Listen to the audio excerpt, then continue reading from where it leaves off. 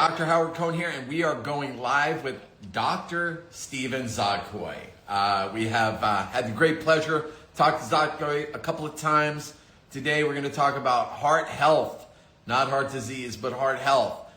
He has got a program coming up that's making a big difference. If you know Dr. Zodkoy, you know he is world famous for the adrenal stress and showing people real, measurable, simple ways to pull himself out of adrenal overload.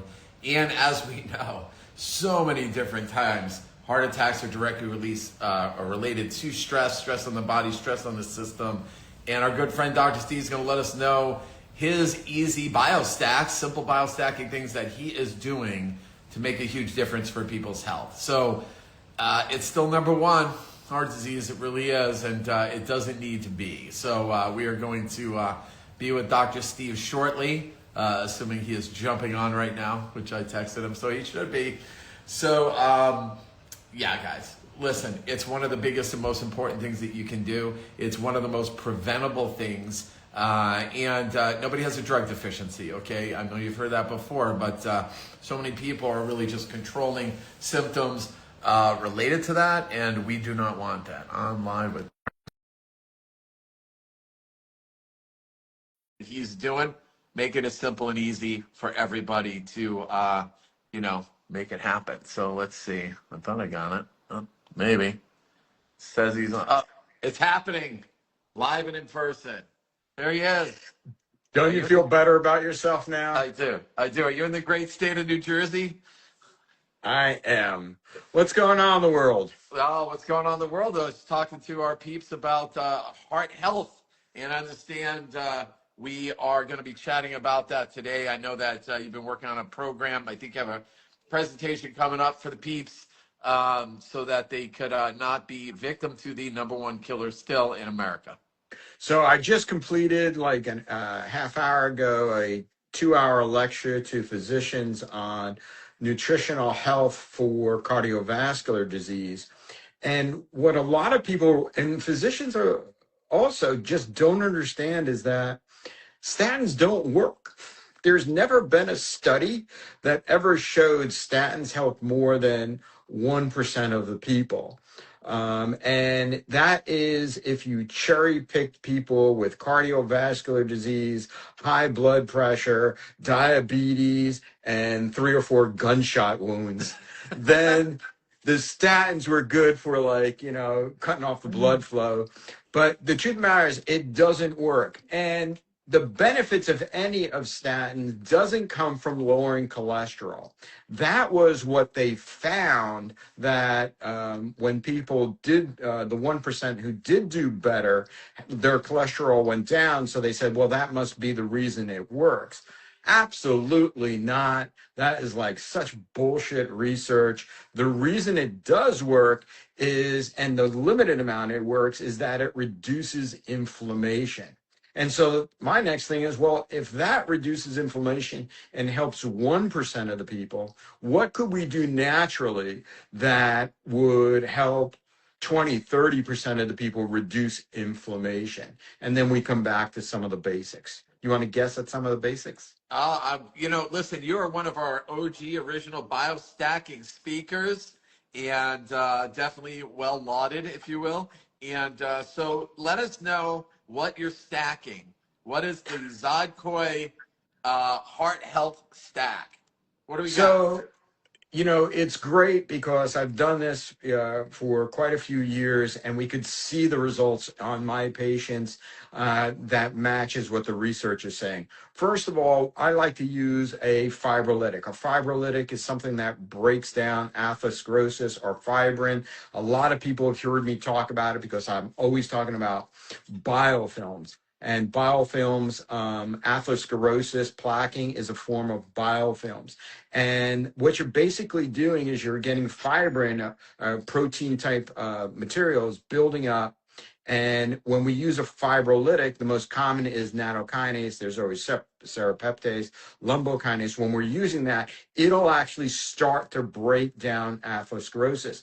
There was a great article published just 60 days ago showing that And it was a large study, thousands of people, showing that 11,000 IUs of nattokinase will reduce atherosclerosis by like 60%.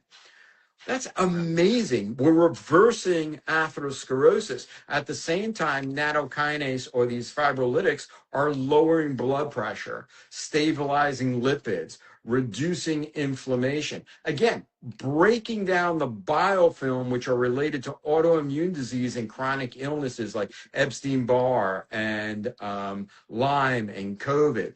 So we're taking one substance that's really affecting several different pathways. And that's the way it's supposed to be, because health is so natural. You should be living a lifestyle that's hitting several different pathways. So we definitely want to start off with a fibrolytic. Nattokinase is a great way to start. And then berberine.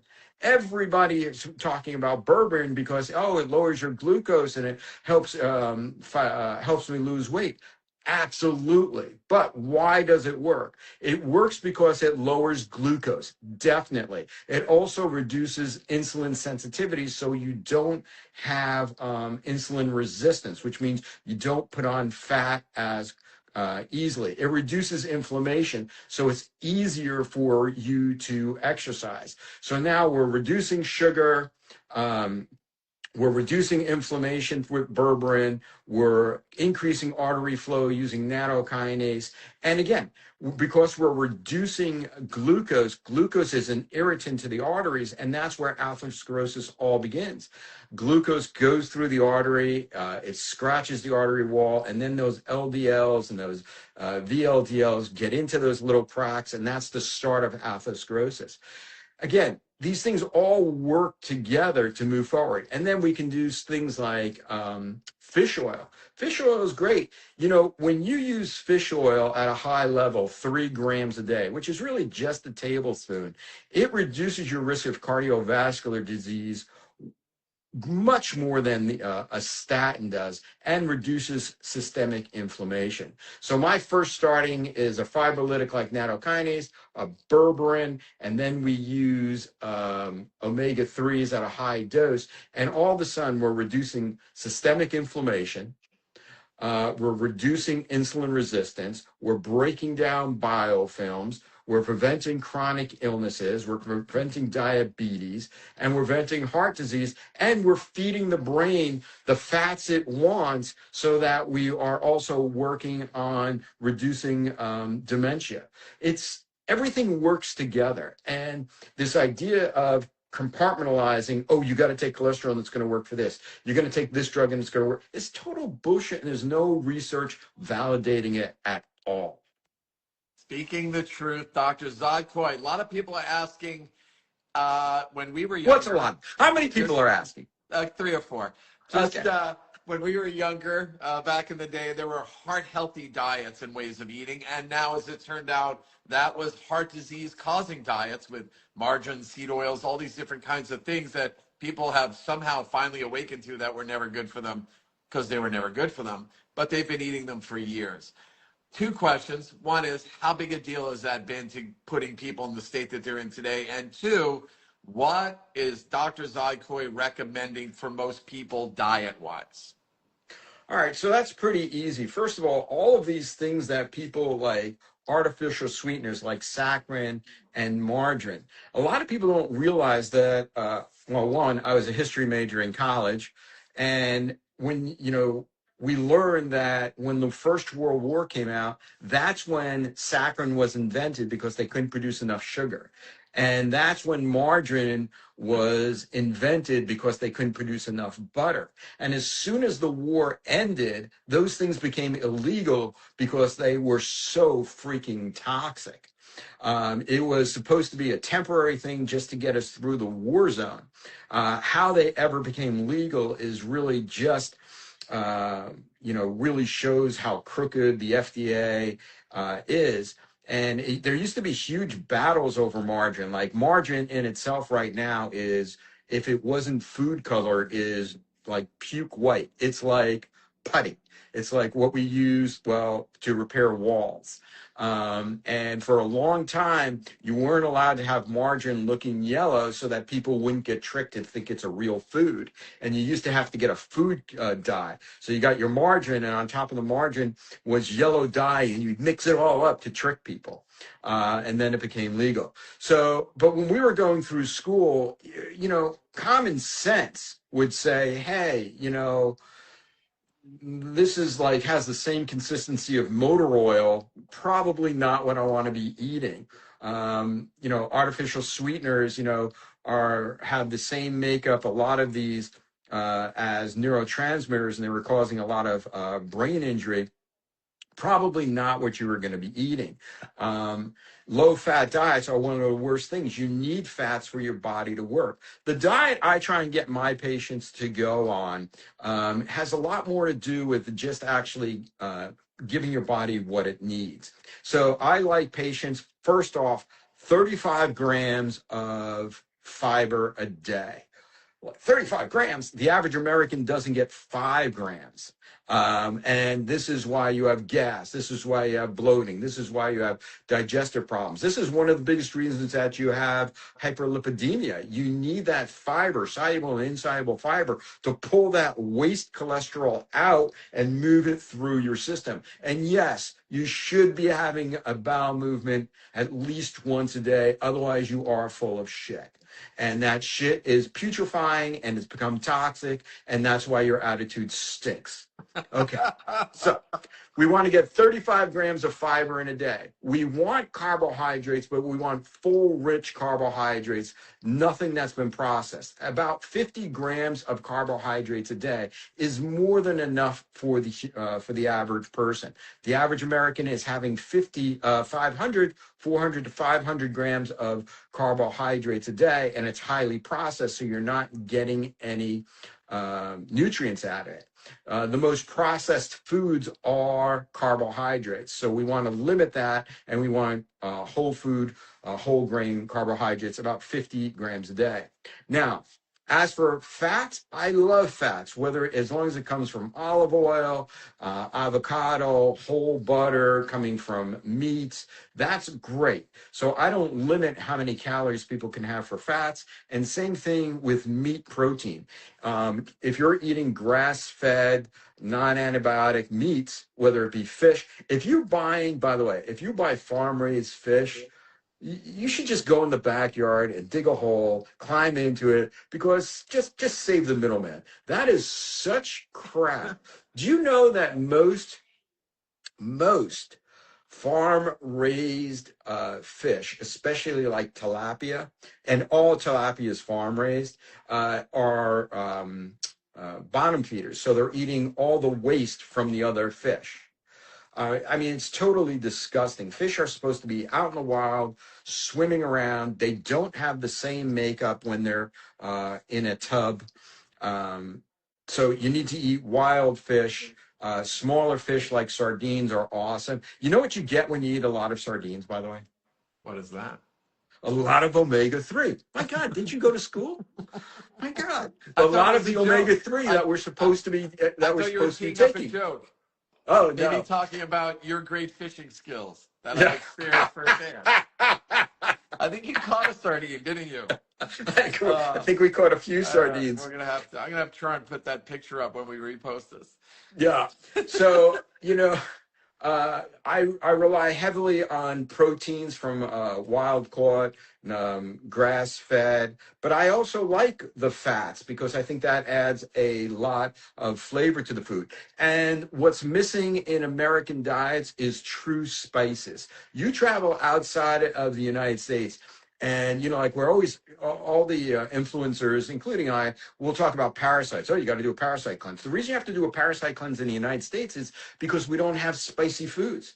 You go to India, you go to Mediterranean, you go to Africa. They're eating these hot, spicy cayenne peppers all the time. And the active ingredients in there is what actually kills the parasites. It's the bland, crappy processed food we eat here is what like feeds those things. They're like, oh yeah, oh, let's go to like freaking Jersey. Oh yeah, they got that white bread there. Wonder Bread comes from New Jersey.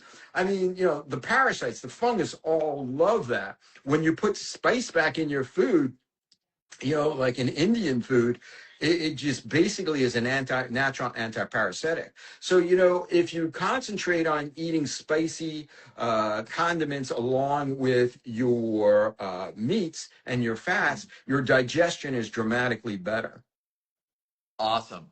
I know back in the day we did a lot of work in the acid alkaline balance world, and it's something Still that works. people still works. Something people have forgotten, but it's a simple, easy measure that costs $5 that can track their health. I know you've done a lot of work in that area, educating people on how they can track that, especially back in the adrenal days, knowing that your salivary pH can give a real-time indicator of your stress level, which would be driving your adrenals and then eventually siphoning energy from your heart. What can you share with everybody about that? So one of the greatest things is that, in medicine today, it's the $2,000 test. It's the, I've got to go get the $4,000 full body MRI. I mean, yeah, right. That is not what's going to save you. But it is really helpful to have simple markers about how healthy you're doing. And saliva pH, you buy a pH paper, 5.5 to 8 on Amazon. A roll like this is like $10. It'll last you like 5 years. And the first thing in the morning, you check your pH. Now, the good thing about pH is that it's kind of gives you a really good idea of how healthy you are. Because if your pH is not 7.0, 7.2, that means that your body can't maintain homeostasis. It can't maintain balance. So that means all the other functions of your body are falling apart, because maintaining homeostasis is really what the body wants. When pH drops down lower, the lower it goes, the less function your body has, the more susceptible you are to infections, cancer, chronic diseases, feeling fatigue, having mood issues. So checking your saliva pH first thing in the morning really helps with giving you an idea of where you are. Now, how do you raise your pH and get it into the safe zone? This is like amazing. Eating right is like fruits, vegetables, proteins, fats, all high quality, none of the processed, all raise your pH. But you know what else raises your pH? My God, didn't you go to school with me? Right there. Shameless product placement right there on top of the right there. Right there. Exercise, moderate exercise is one of the best ways to raise your pH. Having good emotional relationships.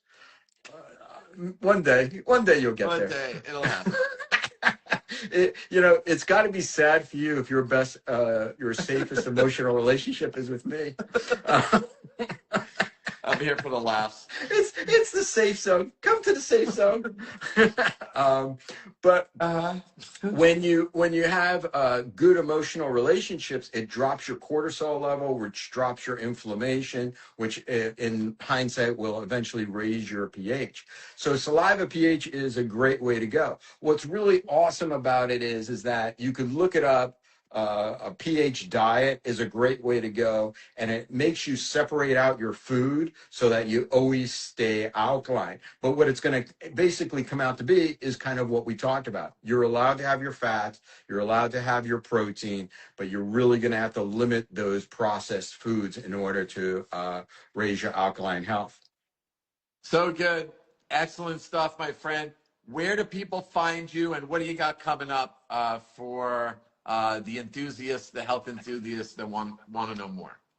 So I'm really excited. Like I said, I just finished a lecture for physicians on cardiac health.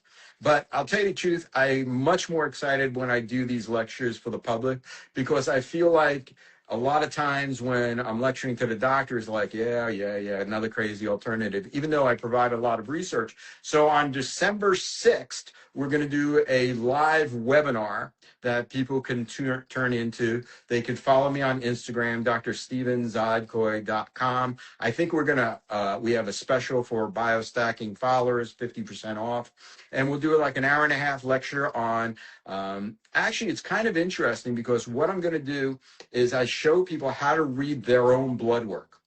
Nice. To figure out, do I need to be worried about cardiovascular disease? Do I need to be worried about chronic illness in the future? Do you have to worry about insulin resistance? A lot of people don't realize that the way blood work is read by medical physicians and most chiropractors is they're only looking for an obvious disease that's showing up right now. But you can look at like your triglyceride to HDL ratios to determine if you're going to have a cardiovascular disease in the future. You can look at your glucose to insulin ratio to see if you're going to be insulin resistant, which is related to cardiovascular disease, which is related to diabetes, even related to cancer in the future. You can check your triglycerides to your glucose levels, which is really accurate for cardiovascular disease in the future. So I'm going to go through all those formulas, and then people can look at their own blood work, and they'll be better able to read their blood work to tell if they're going to have a cardiovascular or a chronic illness, you know, by the time we're done. And then depending upon what the lab work says, which nutritional supplements are really going to move them forward over the next 90 days. So it's going to be a great seminar for educating people and giving them back the power to heal themselves, because we're just not getting it done with the healthcare system we have. I mean, I'm doing it. You're trying.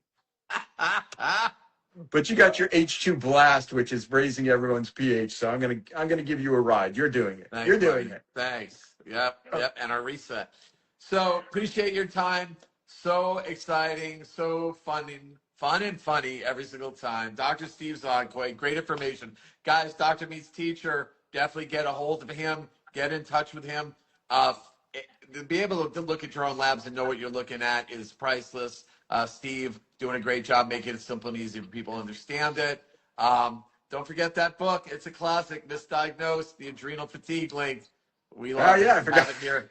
We have it here at the Cohn Health Institute, even with that outdated chapter. So, any event, thanks for your time, buddy. We'll Talk to you soon. The Healing Highway. Take care, everybody. Bye. Bye.